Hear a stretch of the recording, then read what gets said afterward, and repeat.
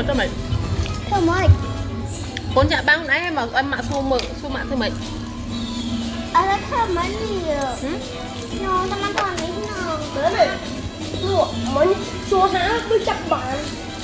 Mà sợ cho người đi. Sợ xe. Bao nhiêu xua nhiều. Nhiều. Đây sao khó nó khó cho mình đây. Ba này. Nhiều anh nó thật cho.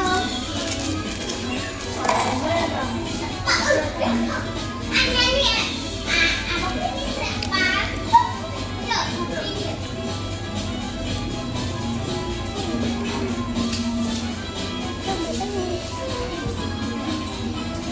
Anh nó có cái này mày đập cay mày.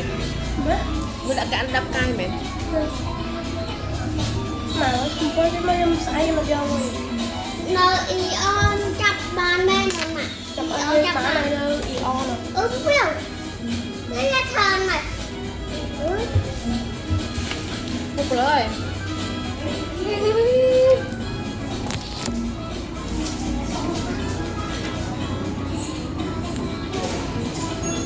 Không biết. Không biết. Không biết. Không biết là cái nào.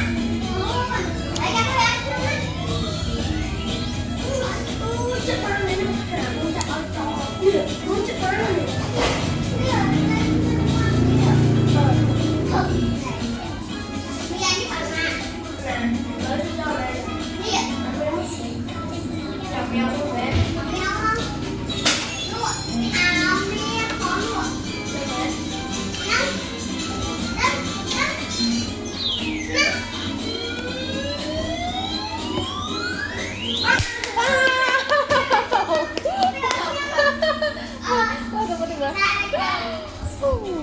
Chúng ta bốc ở lên đi ăn mà lại bốc muối phí bòi u sẽ sạt đây bằng phiêu hay nâng sạt đây hai tầng ao này mà ba lấy môi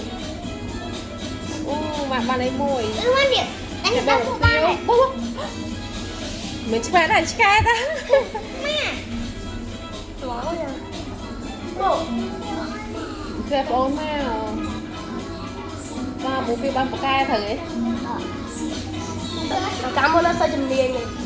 Biết đây. Anh ấy muốn cái này canh chứ không chọc. rồi bố mình mất Tao làm bón chứ luôn nè.